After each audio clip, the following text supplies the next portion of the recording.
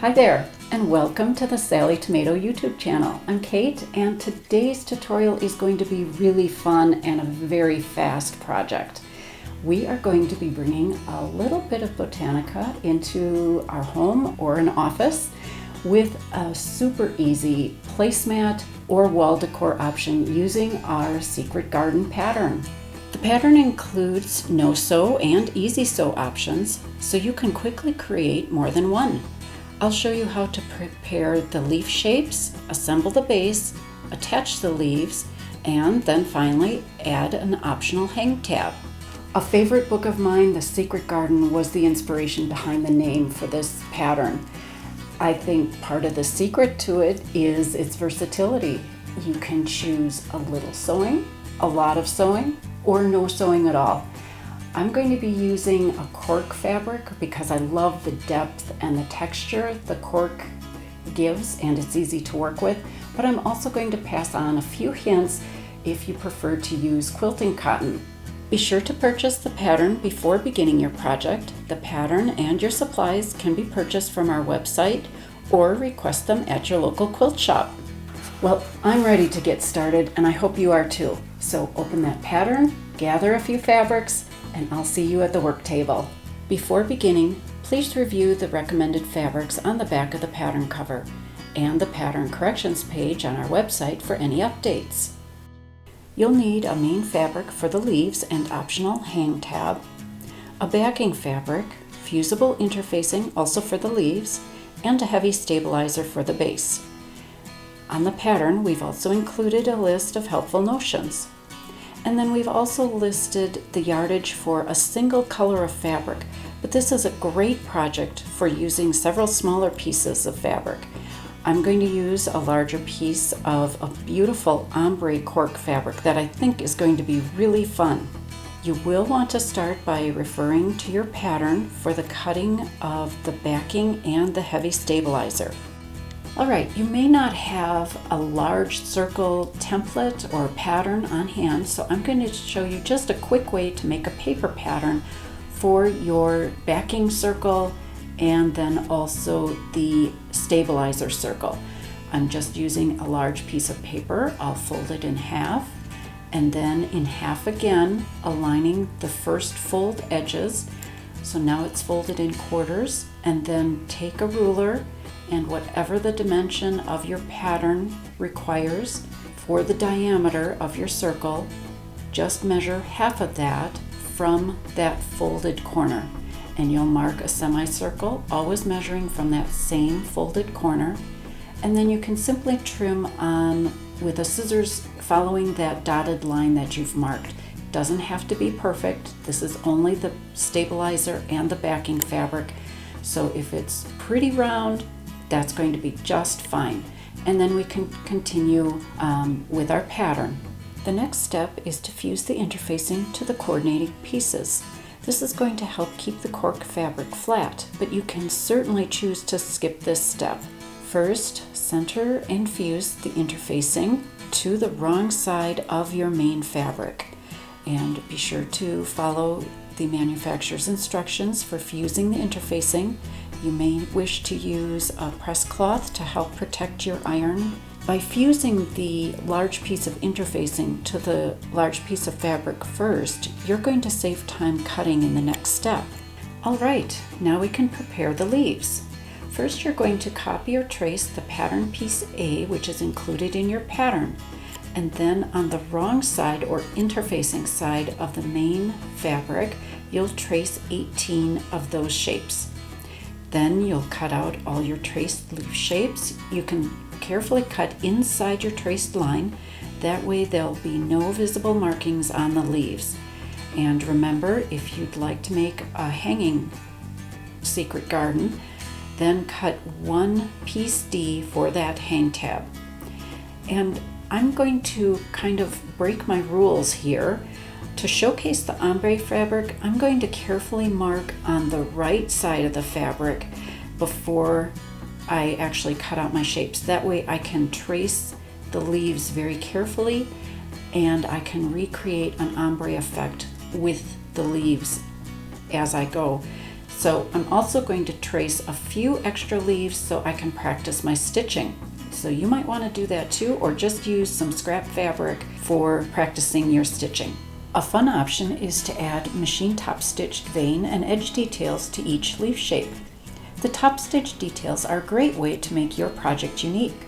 And have fun playing with different threads too. As you can see, I've used a variegated thread in this sample. What I'm stitching on right now, I'm just using a neutral thread. So that's even more possibilities. Or you could try decorative stitches, embroidery, and other surface embellishments for a completely different look. Which leads me to making the leaves from quilting cotton. Here I'm going to show you just a real fast version. I'm going to use small pieces of fabric and fusible interfacing that'll be easy to work with. Place your piece of fusible interfacing with the fusing side up on the right side of the cotton fabric.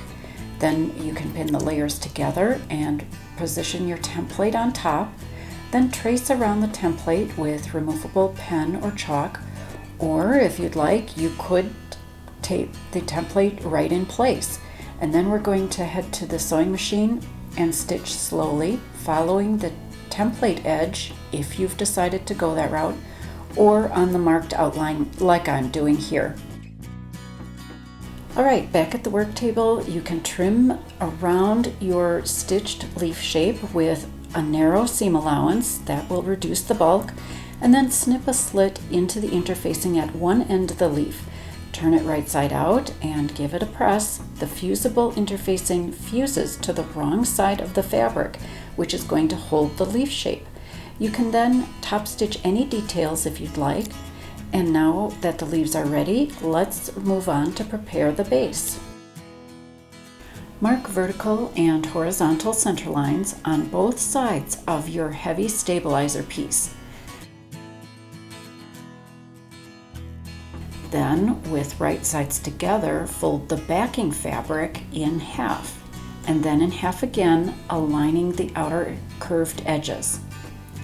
Now you're going to position your stabilizer piece with the fusible side facing up, and center your folded fabric piece, that's the backing fabric, on top. Match the center point of the fabric to the center mark on the stabilizer and align the folds in the fabric to the cross marks or drawn lines on the stabilizer. Then gently unfold the fabric, covering the stabilizer. Now fuse the backing to the heavy stabilizer and give the fused layers a few minutes to cool completely. Now you can turn the base over so that the non-fusible side of the heavy stabilizer is facing up. Add pieces of basting tape near the curved edge of the heavy stabilizer, and then you're going to fold the backing fabric over, covering the edge of the stabilizer. You can certainly snip into the edge of the backing fabric wherever there's a little bit of a pucker, and that way the fabric will lay nice and flat. Then at the machine, top stitch along the covered edge with a narrow allowance. If you'd like to skip the stitching entirely, simply glue the edge of the fabric to the stabilizer using a permanent craft glue or even hot glue. Now it's time to attach the leaves. First you're going to select 11 leaves, and I have to be a little careful because I'm using various colors, but you'll position the leaves just covering the outer edge of the base. So your base is still the stabilizer side facing up, and you're going to place the leaves with right sides up. Arrange so that the widest part of each leaf is about even with the outer edge. And it's okay if you see a tiny bit of the base, that's why we've covered it with fabric. But if you have cut extra leaves, you certainly could overlap them if you prefer that look. Once this first layer of leaves are arranged, tape or glue them in place. And if you've made fabric leaves, place the end of the leaf with the slit that's in the interfacing towards the center of the base. That way there'll be no chance that it will be visible when your placemat or wall hanging is complete. All right, we're back at the sewing machine. Now top stitch following the previous top stitching on each of the leaves. I'm just going from one right to the next on that inner area of the leaf point, just holding it to the stabilizer. You can certainly stitch with a narrow allowance as well.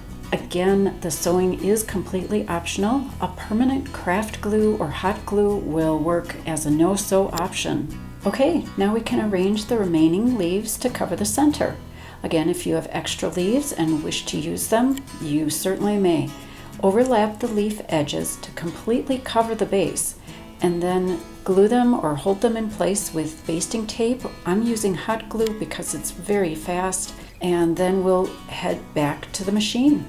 Again, this is optional. You can certainly top stitch a little more than I've done, but I am only top stitching one edge of the previous top stitching on the leaf, just to hold each of them in place. By top stitching just one underlap of the leaf, it's going to give your placemat or wall decor a little extra dimension. There's one last optional step, and that's attaching a hang tab. With right sides up, fold the piece D hang tab in half, forming a loop overlapping the short ends. Then glue or stitch those short ends of the hang tab to the back side of one leaf, just in from the outer base edge, with the loop towards the top for hanging. Congratulations! You've just made your first secret garden. I think you'll agree that this is a great little project, very easy, and can use up all those smaller pieces of fabric and highlight really unique pieces as well. It's also a great option to showcase surface embellishments, so I hope you'll give one a try. It makes a great, obviously, centerpiece or hanging on your wall, or make several as a set of placemats. That would make a wonderful housewarming gift. All of us at Sallie Tomato would love to see how you decorate with your latest creation. Share photos of your completed project using hashtag Sallie Tomato and hashtag SecretGarden Pattern. Visit our website for more mini patterns. These are designed for all skill levels and are intended to be a quick sew project. Consider joining our monthly mini club for only $5 a month and receive a new mini pattern to your mailbox or inbox each month. Most patterns will include a video tutorial on our YouTube channel. As always, thank you for sharing your time with me today. I enjoyed sewing with you, and I hope you'll enjoy creating a secret garden of your own. Have a great making day.